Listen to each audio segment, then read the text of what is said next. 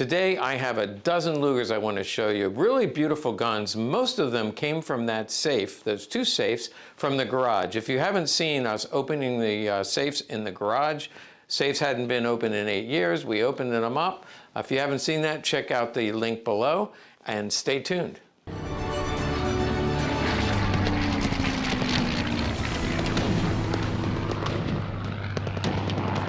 Okay, so I'm going to go over a dozen Lugers, all really nice, all from a safe of one collector, and I'm going to go over them really quickly. Not a lot of detail, but I'm going to hit it and get it.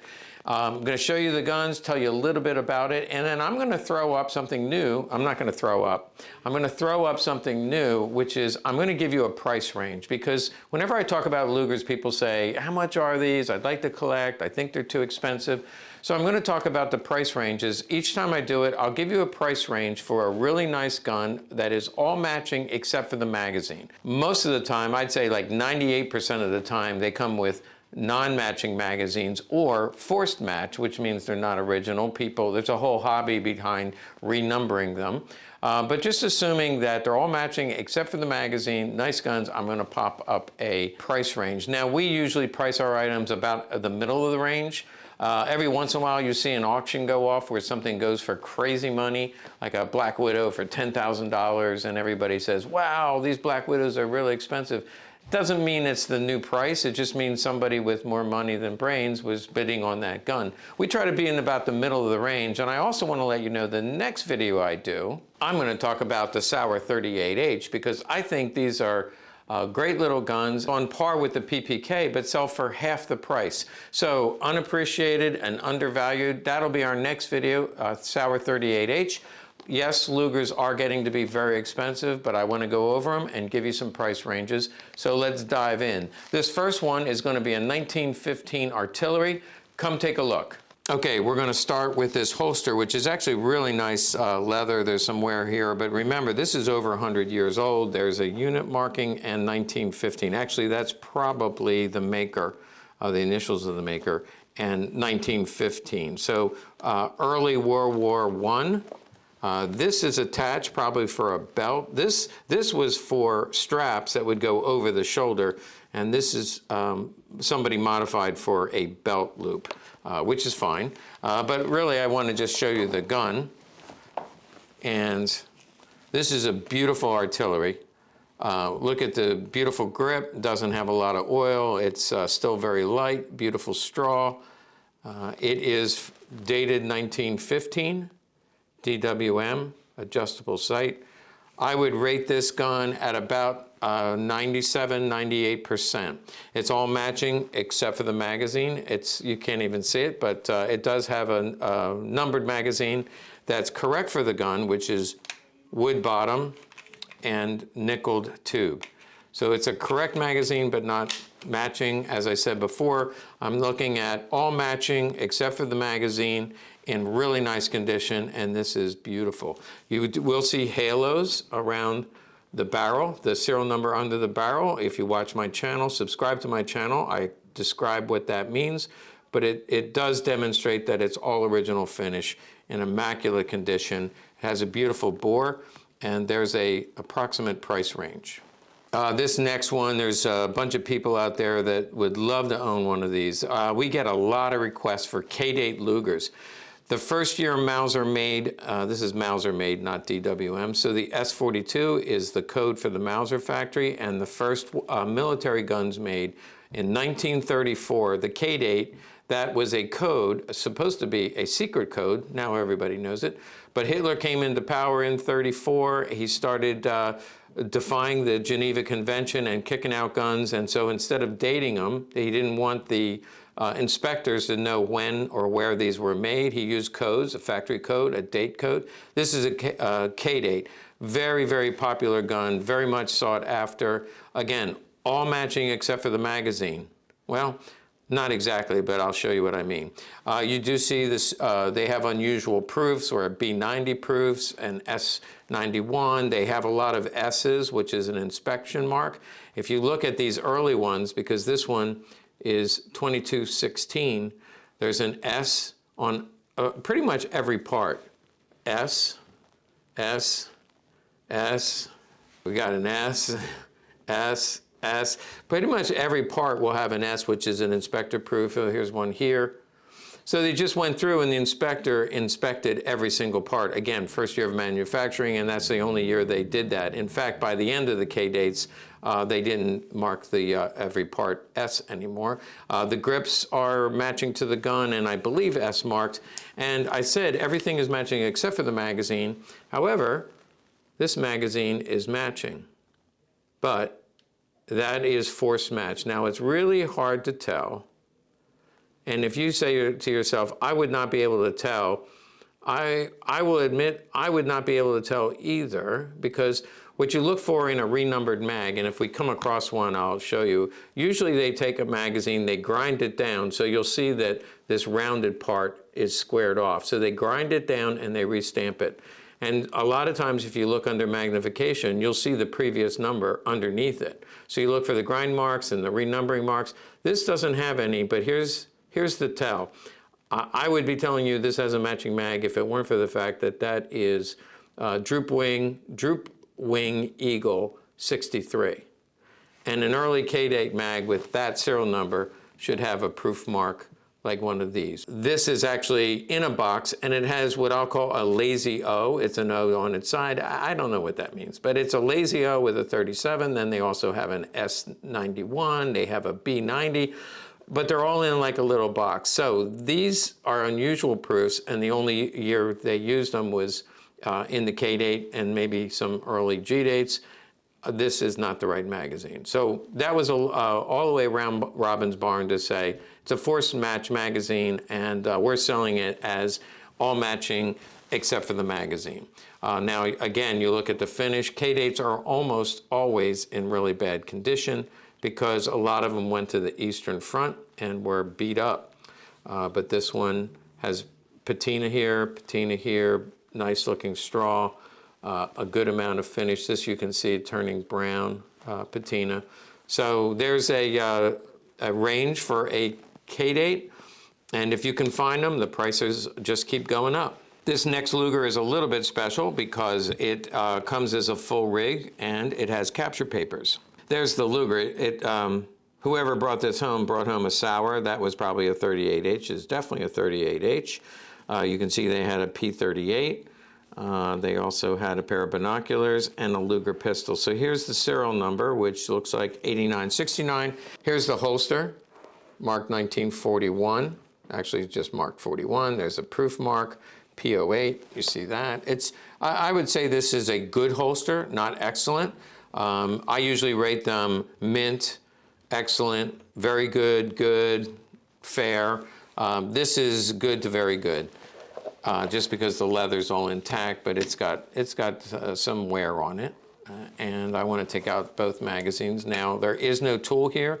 There should be a tool, probably an Eagle 655 tool. They're not that hard to find. We do sell them from time to time off of our website. This came exactly like this as a rig with two magazines, BYF 41, so that's Mauser in 1941. Some of these come as Black Widows, but this one has matching grips. So I did take the grips off, and they're both numbered 69, and both magazines match. So we're talking about matching magazines, matching grips, all matching parts, with a holster and with a capture paper serial number to the gun. So this whole assembly is really, really hard to find, meaning if you went looking through a collection of 1,000 Lugers, you might find one in this condition and configuration, all matching with capture papers. So that jacks up the value quite a bit. We'll give you an estimate on the value of something like this. But for many collectors, this would be once in a lifetime or the pinnacle of their collection. So two match mags with capture papers and a holster to make a complete rig. I didn't really show you the condition of this, but you can see it's in beautiful condition. It's probably 95%. There's a little bit of wear on the hump. And look at those grip straps. They're just beautiful high polish finish. Beautiful high polish finish. Some wear here, but you do expect to see wear on the high spots, such as the hump and the stock lug. Okay, so that last one being BYF 41, people would say, oh, if it was a Black Widow, I wish it was a Black Widow. Well, here is a Black Widow. With the brown grips, we often jokingly call them brown recluse. So we'll say that previous was a brown recluse, and this is a Black Widow. So remember, the last one had a 41 dated holster, and this has the same with a Waffen stamp. We open it up. This is very good, maybe getting close to excellent. And here, well, I want to show it to you all together because this is actually a rare variation.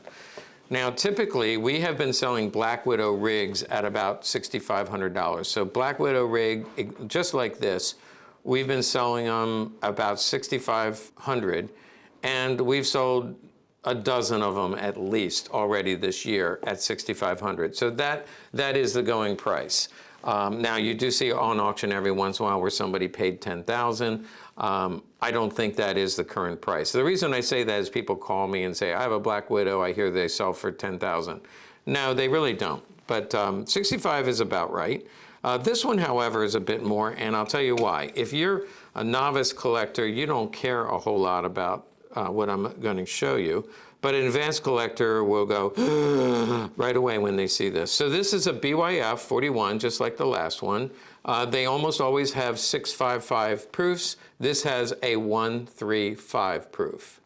Yep, did you hear that? Half the world just gasped.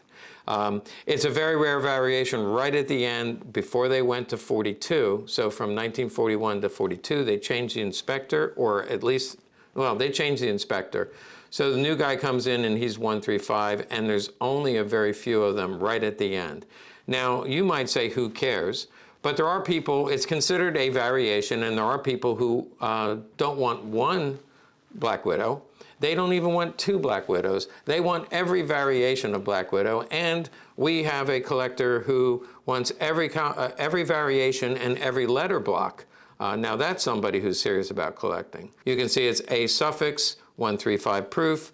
Now this tool, also very rare. You're not going to be able to, I don't know, maybe Randy can get that. It's a 135 tool. The tool alone sells for about $450. And I know because we had two this week and they both sold for $450.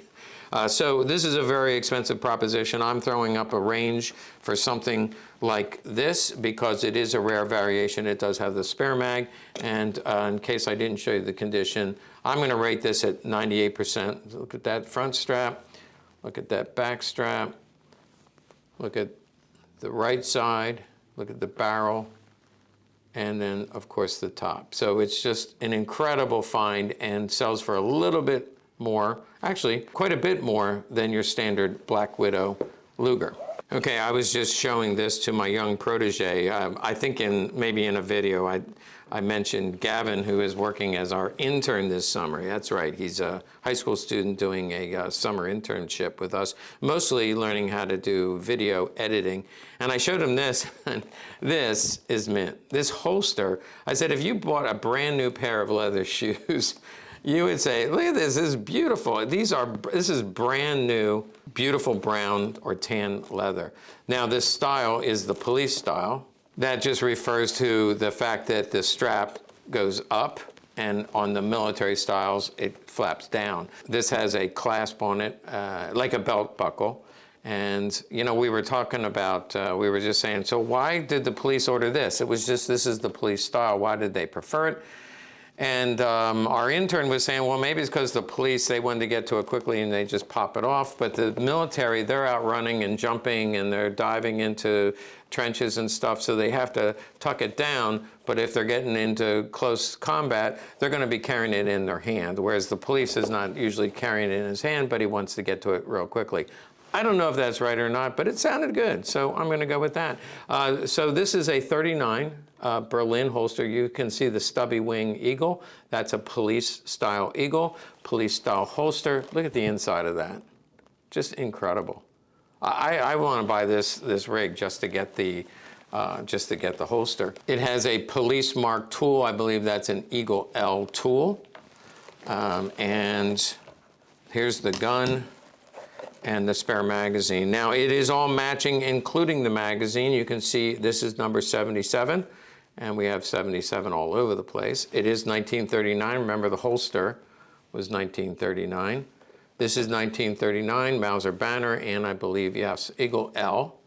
So it has the Eagle L, same as the tool, and there's the matching magazine, number 77. Now, the spare mag is not matching. That's just thrown in for good luck. It is, you know what, that's X suffix, and this is X suffix, but a bit later. So this is a police style magazine, Here's a estimate on a beautiful rig like this. And so that's what I think the market range is on such a gun. You can see all of these guns, by the way, are remarkably beautiful in terms of the finish. This one I'm going to rate also at about, well, there's some wear here, so maybe 95, 96%. And let's move on to the next one. Okay, so we saw military Lugers, we saw police Lugers, and now we're going to take a look at a World War II Navy Luger. It has the military style holster, and that's the way it should be. It has military proof mark, and that's the way it should be. This is dated 1938, and I believe the gun is going to be 1938. Vogel made many of the holsters for the Navy, and there's the Navy symbol, which is a Nazi eagle with a swastika and an M. M stands for Marine or Navy in German. So there's the 1938 holster, and this is in very good condition. It does have a Eagle 63 tool, which is correct, so it has the correct tool. And then we have a Navy Luger, and it has a Navy magazine. It actually has two Navy magazines, and I think neither one are matching.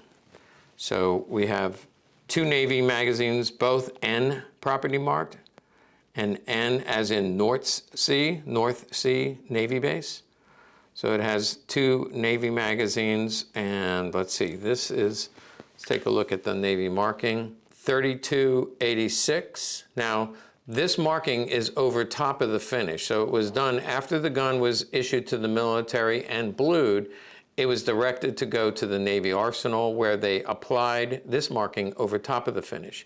You should not see shiny white metal, because over time, especially in the salt air, that begins to corrode. So this is actually over the finish, but somewhat corroded. You can see this magazine is 2531, this one starts with 32, and this one is also 3215. So this is the close to matching magazine, and the other one is a little further away. So two correct magazines, a correct tool, a Navy holster, and a Navy issued Luger.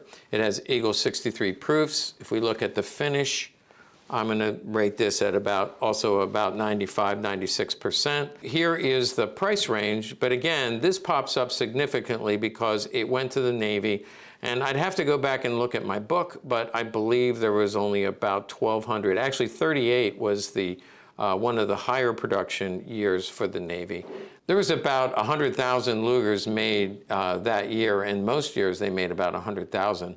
And when you consider only maybe a few thousand went to the Navy, you can see how rare these would be. Okay, this one is going to rock your world. This one, what makes it so special is just the condition. Let's just stop and look at that for a minute. You know, I often say, you look at all these guns, they're 97, 98. This thing is like 99%. It does have a dust blue finish, and you can see it's 1936, and it's Mauser made S42. Look how beautiful the straw is. Look how beautiful. This really, the day it came out of the factory, other than there's a little mark there, this is 99%. And this, you know, if you had a time machine, went back in time and stood at the factory exit and say, can I see a gun going out the door? This would be what it would look like. I just am amazed, and I have a hard time letting go of something like this. But I'm going to let it go and sell it. There's halos on the serial number under there. You can see how beautiful the front strap is. Now this, the only detraction for this, and if it had a matching mag, I wouldn't be offering it. So the only downside is the magazine does not match, and it is a 655 marked magazine, which means it went to a slightly later gun. Probably, actually by 1940, it would have 655, and this has Droop Wing 63. So you see Droop Wing, yeah, the Droop Wing 63. Try to say that a dozen times really fast. But it is in near perfect condition. Now, it's hard to price something as pristine as this is because there are collectors out there who only collect mint 99% guns. And they will hold, I don't know how they do it. You have to have great self-control. They will turn down every gun. I've sent out guns that are 98 and they'll say, nope, not quite good enough. Drives me crazy. But that collector, that's where you get somebody who'll say, I'll pay whatever you want. And so people will throw out crazy money and somebody will pay it. I know for a fact I could get $4,500 for this. But I think the actual range is less than that. I'll give you an idea of my price range, and we probably would sell it for right about the middle of that range. But again, beautiful gun. If it had a matching mag, I wouldn't let it go. Okay, there's only one reason I'm showing you this one. Actually, it's a beautiful gun, and I shouldn't diss it. But what's special about this one is I love the serial number. I just love it. Look at that serial number, 4000. Don't you love even numbers? I do have collectors out there who say, when you get even numbers, let me know. Now, it does have a barrel. That's a rework stamp, but that doesn't mean it wasn't original. It went to the police, and the police often use rework barrels. In fact, they use Steyr barrels. I'm not sure I'm not sure. I could look it up to see where this was made, but it does have a rework barrel, which is, again, correct and common for the police. And all the small parts are 0000. And the trigger's 00. I believe the grips are 00. And look at the magazine. That is a matching magazine. So 4000 in the X block, 4000 in the X block. And in excellent condition, how would I rate this one? I'm at 96, 97. It is police, so it has a Mauser banner, 1940, and a Police Eagle L. I wanted to show you the grips. You can see how over time the grips get dirty and stained compared to this one. I mean, I'm sure it's a different type of wood, but they're both beautiful grips, but these are remarkable. That was the previous gun. So this is 1940 police, and the serial number is 4000 and matching magazines. And for a gun like this, people actually pay more. They'll pay more for an even number serial number just because it's cool. I actually last week had somebody offer me gun number 10,000.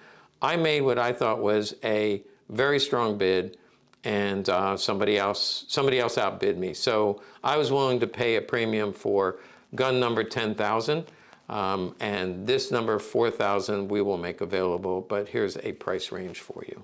Okay, this is another artillery. Again, you can see the 8-inch barrel as opposed to the 4-inch. It might be 4.5, but they say 4-inch barrel. Navy at 6-inch, World War I Navy, and then World War I artillery at 8-inch. What makes this one, this is an ah gun, like a groaning ah, because you're going to see in a minute, it'll make you groan. This is a 1914 artillery made in DWM. Now, what's important to know, that was the first year they made them, and they only made about 1,000. The serial number range is all under 1,000. I did a video where somebody changed the date. It wasn't within the correct serial range, but somebody changed the date to make it a 1914 because we saw in that previous one, these sell from 35 to 4,500, not these. The standard really nice artillery it might be 35 to 45, but the 1914 is highly desirable to those people who want one of every year. This is the hardest year to get. And so people will pay a premium, including I helped broker a deal to a collector, an advanced collector paid $10,000 for a 1914, and he was happy to pay it. I merely brokered the deal. It was at the show of shows. I found it, I made a phone call, and we brokered the deal. That was 6 years ago. It sold for $10,000. I'm sure that a nice one goes for more than that, but here's the proof marks. Now, here's what it should look like. It should have 3 military proofs, all Crown S's. And for some unknown reason, and believe me, I have racked my brain trying to figure out I understand when people remove the marking, the Nazi markings. So every once in a while you'll see either a country or a collector will say, I don't want it unless you remove all the Nazi symbols. By the way, it kills the value. In this case, it was the Imperial German Army, and somebody removed the proof marks. I cannot tell you why, because there's a proof mark here, and throughout the gun on the inside there's proof marks. But for some reason, this gun is actually in really nice condition, all matching except for the magazine. So the gun all matches. It is in the proper range for a 1914. So this gun has not been messed with. It's a real 1914 and would have been worth about $10,000, but this is the money shot. I mean, without those proof marks, you can't really prove anything about the gun other than it's in the right range and it's a 1914. And so here's my estimate of how much it hurts the price on this gun to remove those markings. This is the next one, and this is also an interesting story gun. Now this has a Mauser banner, but no date. And if you know about the Mauser banners toward the end of the war, they would be 41, 42, the last year of production. And again, I cover this in my book, Third Reich Lugers. I talk about production, and at the end, they wanted to gear up to make the P-38. And so they made a bunch of guns, and then they stopped production. And after they stopped production, they still had leftover parts that could be put together. So while they were retooling the factory to make P-38s, there were workmen still putting together Lugers from leftover parts. This is one of the Lugers made from leftover parts at the end of production, 1942.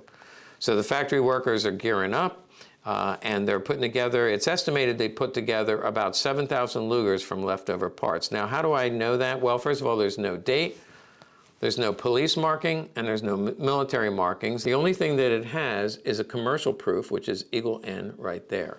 So that means somebody wanted a Luger, probably a Nazi official, somebody in the government said, oh, they're making those newfangled P-38s. I think they're really cool, but I love the iconic Luger. I'm going to run over there and see if they can sell me a Luger before they go out of production. And sure enough, they had about 7,000 of them. So this has no date, but I'm sure it was made in mid-42, put together from leftover parts. It's considered a commercial gun, which is very rare. So remember, we saw Navy, we saw Army, we saw police, and now we see commercial. This is actually pretty valuable. It does have the Black Widow grips and magazine, which would be correct for a late war 42. It's in beautiful condition. I'm convinced it did not go to the police or the military, but it likely went to a Nazi official, making it a pretty rare gun. I do see these from time to time. And by the way, I have seen one exact same configuration, but strawed small parts. So that just made it a little more interesting. And they do sell for a premium because they are quite rare and they have a story to tell. Now I'm not going to answer any questions on this because I'm just going to raise some questions. These are two guns that I just came in today, and I'm going to do some research on them because I believe they're fantasy pieces, but I need to gather some more information. I wanted to show them to you because they are so rare, fascinating. These did not come from that safe, by the way. As I said, they just came in. This is theoretically 1904 Navy by Dave Mulchin. I probably am going to send this to him and have him dissect it a little bit because it is outside the correct serial range. He actually has a page in here that gives a serial range, and it is from 1 to 144. And this serial number is 994. So it's beyond the accepted serial range, but it has a few unique features and probably some features that Dave will point out. I'm going to do a separate video on this and on this because these are two questionable guns, maybe fantasy pieces, and I want to research them both. But I wanted to show them to you just as a teaser, so stay tuned because we're going to learn about this. Notice the fat barrel. So the 1904, right here, has a fatter barrel, and it has a unique, actually 1900, 1902, and 1904. It has a unique toggle. You can see the difference. And so if this was a real 1904 Navy, I could probably get $100,000 for it. And that's the range of a 1904 all correct Navy Luger. This, however, I think because it falls outside the range, I think it was put together. I can't tell you off the top of my head what they did to it or how they made this work, what parts are real and what parts are not, because even if it has some 1904 parts, it could be quite valuable. So I'm going to test Dave Mulchin out. He is a friend of mine, and we do sell his books. And he does have a real 1904, so I thought I'd send it to him. Dave, get ready. And he can compare them side by side, and then I can do a video on his findings. So I'm just showing you that. Isn't that exciting? Some of the forum members are going to get buzzing about this. I'm convinced that it has been messed with and put together, but I want to learn more, and then I'll do a video about it so all of you can learn. And now not Navy. Here's another fantasy gun, 1939 Krieghoff. Now, I did a video about Krieghoffs, and I said in 1939 they did not make any Krieghoffs. I do have 1938, and I have 1940, but this is the first 1939 I've ever held. And so again, I think this is a fantasy piece put together from parts to a Krieghoff, and we'll figure out what it's worth. There's the serial number. It had not been reported to me before, but I wanted to do some more research, and then we'll get back to you and do a video on our findings of this very rare 1939, probably fantasy piece, and this very rare 1904 Navy Navy Luger, probably also a fantasy piece. So you guys want to stay tuned. I'm excited about this. We're going to have a lot of fun with it. So make sure you like and subscribe to our channel, and I'll have a lot more to say about these two guns.